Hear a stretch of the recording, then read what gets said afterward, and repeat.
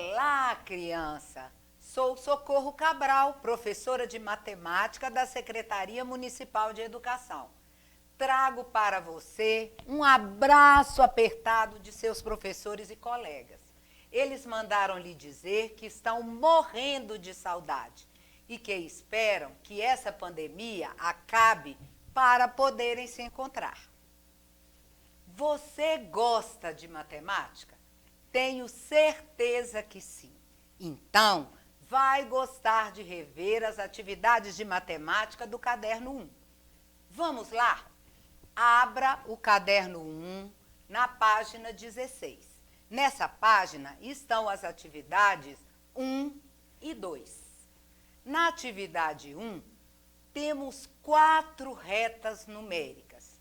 Em cada uma delas, faltam números. Para completá-la, vocês precisam perceber se cada uma delas é crescente ou decrescente e também sua regularidade. Vamos observar a primeira reta numérica? Ela começa com reticências. Isso quer dizer que existem números antes do 52. Os números que estão escritos nela são 52, 53, 54. Já nos deu uma pista. Ela é crescente ou ela é decrescente? Como os números crescem, ou seja, a sequência vai do menor para o maior número, ela é crescente. Precisamos agora descobrir a regularidade dessa sequência. O primeiro número dela é o 52. O segundo, o 53. Você deve ter pensado assim: já sei, aumentou uma unidade do primeiro para o segundo número. O próximo número é o 54. Também aumentou uma unidade em relação ao termo anterior da sequência, o 53. Ficou moleza. O próximo termo dela será 55. Agora que já entendeu tudinho, verifique se o restante de sua sequência foi completada corretamente. Vamos pensar agora na segunda sequência numérica. Quais são os 3 primeiros termos dela? 20, 120 e 220. Ela é crescente ou decrescente? Crescente. Qual é a regularidade dela? Ou seja, o segundo termo dela aumentou quantas unidades em relação ao primeiro? 100 unidades. E o terceiro termo aumentou quantas unidades em relação ao segundo? Aumentou também 100 unidades. Moleza! Já descobriu a regularidade dessa sequência. De um termo para o outro, sempre aumentará 100 unidades. Então, qual é o quarto termo dessa sequência? Vamos pensar assim: 220 mais 100 é igual a 320. Agora, você vai conferir se completou corretamente os termos faltosos dessa sequência. Em seguida, vai observar as outras sequências da atividade 1 para descobrir se elas são crescentes ou decrescentes e qual é a regularidade de cada uma delas. Depois, é só conferir se completou corretamente os termos faltosos de cada uma delas. Vamos agora para a atividade 2. Nela, temos uma situação problema. Durante a pandemia da Covid-19, Tiago comprou 4 frascos pequenos de álcool em gel, conforme mostra a figura. Ele gastou R$ 24. Quanto Tiago gastou para comprar cada frasco de álcool em gel? Essa é a nossa situação problema. Antes de resolver a situação problema, vamos relembrar quais são as cédulas e as moedas do nosso sistema monetário.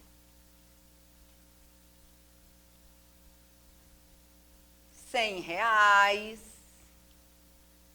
R$50, R$20, R$10 são cédulas, que nós chamamos de notas. R$5 e R$2. Essas são as cédulas. Agora vamos lembrar as moedas. R$1, 50 centavos, 25 centavos, 10 centavos, 5 centavos. Essas são as cédulas do nosso sistema monetário. Agora é hora de resolver a situação. Vamos pensar juntos. Tiago gastou R$24. Isso quer dizer que para pagar a compra, ele pagou com uma cédula de R$20 e duas notas de R$2. Veja como representei o dinheiro que ele gastou fazendo a compra dos frascos de álcool em gel. Precisamos distribuir essa quantia em 4 partes iguais para saber quanto custou cada frasco de álcool. Vamos pensar primeiro na cédula de R$20. Precisamos trocá-la por 4 cédulas iguais, de mesmo valor que a de R$20, mas que juntas somassem R$20. Fácil demais! Vamos trocá-la por 4 cédulas de R$5. Agora, vamos trocar as 2 cédulas de R$2 por 4 moedas de R$1. Então, eu tenho 4 cédulas de R$5 e 4 moedas de R$1. Vou agora dividir as 4 cédulas e as moedas entre os frascos de álcool em gel. Primeiro frasco, segundo frasco, terceiro frasco, quarto frasco. Eu vou distribuir, então, as 4 cédulas de R$5 entre os frascos de álcool em gel. Uma cédula de R$5 para um frasco, outra para o outro, outra para o terceiro e outra para o quarto frasco. Agora, eu vou distribuir as moedas de R$1.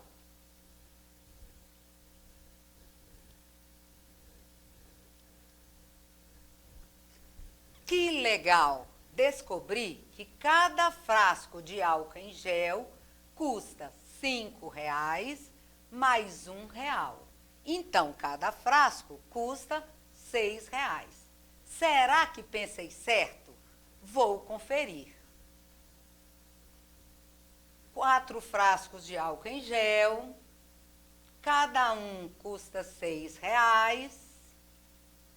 R$6 mais R$6 são R$12, mais R$12, um total de R$24. Certinho! Cada frasco de álcool em gel custou R$6. Você percebeu que resolveu uma situação-problema que envolvia o nosso sistema monetário e também uma divisão? Pois foi necessário repartir os R$24 em 4 partes iguais. Agora, vamos para a atividade 3, página 17.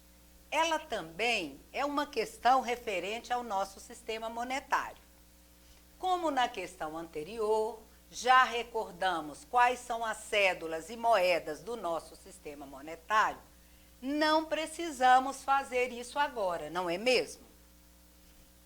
Esta é a quantia que Maria possui, R$100.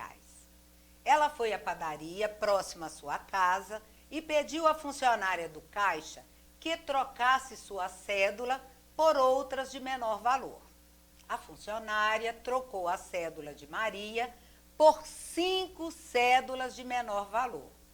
Claro que, apesar da troca, Maria continuou tendo R$100. Vamos pensar em algumas possibilidades. A funcionária poderia ter trocado a cédula de R$100 por 2 cédulas de R$50. Bacana. Estaria correto se a atividade não falasse que Maria recebeu 5 cédulas. Maria também poderia ter recebido uma cédula de R$50, 2 cédulas de R$20 e uma de R$10. Continuaria tendo R$100. Quantas cédulas ela teria recebido? Uma de 50, 2 de 20 e uma de 10. Um total de 4 cédulas. Ainda não é a resposta que precisamos, pois ela recebeu 5 cédulas e não 4. Agora, vou deixar para você pensar. Qual das cédulas poderia ser trocada por 2 outras de menor valor para que tivéssemos 5 cédulas e não 4? A de 50, ou a de 20, ou a de R$10? Você precisa encontrar 2 diferentes possibilidades. Veja se resolveu corretamente os itens A e B da atividade e não se esqueça de pensar no item C. Nele foi falado quais foram os gastos de Maria na farmácia e no supermercado e deseja saber quanto lhe sobrou de troco. Tenho certeza que você dá conta de fazer. Mãos à obra. Vamos agora para a questão 4, página 17. A situação problema apresentada nela diz que Dona Lúcia e a filha Ana estão lendo o mesmo livro. Dona Lúcia chegou à página 195 e a filha está 12 páginas antes dela. Qual página Ana está lendo? Então, nós temos aí a imagem de um livro e nesse livro está marcada a página 195. Quantas páginas Dona Lúcia leu? A situação problemas diz quantas foram, não é mesmo? 195 páginas. Quantas páginas sua filha Ana leu? Essa informação não temos. Sabemos que ela está numa página que fica 12 páginas antes da que Lúcia está. Ou seja, 12 páginas antes da página 195. Ou seja, o número da página em que Ana está é um número menor do que 195. Se começarmos pensando nos números antes de 195, vamos descobrir 194, 193, 192, 191, 190, 189. Nós contamos 6 números. Você precisa continuar até 12 números. Nossa sequência agora é decrescente. Poderíamos também fazer uma operação. Isso é com você. Pense e resolva a questão. Você dá conta. Não se esqueça de marcar qual é a opção correta. Agora é hora da última questão de matemática do seu caderno de atividades. Questão 5, página 18. A questão diz que o número de consultas mensais realizadas no primeiro semestre de 2019 por um posto de saúde está representado num gráfico. Que tipo de gráfico foi apresentado nessa atividade? Gráfico de colunas ou também pode ser chamado gráfico de barras verticais. Observando o gráfico, o que percebemos?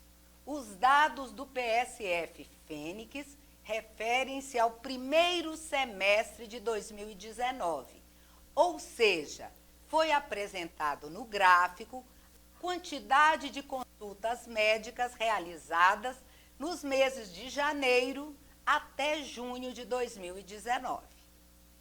Na linha horizontal do gráfico estão os meses do primeiro semestre: janeiro, fevereiro, março, abril, maio e junho. Na linha vertical, temos a quantidade de consultas realizadas. Fique atento à sequência dos números que estão na linha vertical: 0, 100, 200, 300, vai até 900. Já percebeu que eles aumentam 100 unidades de um para o outro? Então, uma barra que vai do 0 ao 600 indica que nesse mês foram realizadas 600 consultas. E quando a barra está entre o 400 e o 500, exatamente no meio, quantas consultas foram realizadas? Você deve ter pensado aí e respondido: 450. Acertou. Então, vamos agora analisar a quantidade de consultas realizadas em cada mês. Em janeiro, foram realizadas 600 consultas. Em fevereiro, 500. Em março, quantas foram as consultas realizadas? 450. E em abril, maio e junho, 650, 800 e 600. Posso falar que de janeiro até março, o número de consultas realizadas por esse PSF cresceu mês a mês? Claro que não. Podemos dizer que o número de consultas diminuiu. Ou seja, as pessoas consultaram menos. Que boa notícia! É sinal que as pessoas do bairro adoeceram menos neste período. Agora, observe novamente o gráfico e as questões resolvidas por você. Veja se acertou todas elas. Se acertou, parabéns. Se não, resolva-as novamente. Tenho certeza que agora acertará todas. Terminamos de rever todas as atividades de matemática do caderno 1. Foi muito bom estar com você e conversar sobre as questões de matemática. Vou sentir saudades. Quero estar novamente com você. Um beijo, um abraço e um punhado de carinho para você e para a sua família. Fique em casa.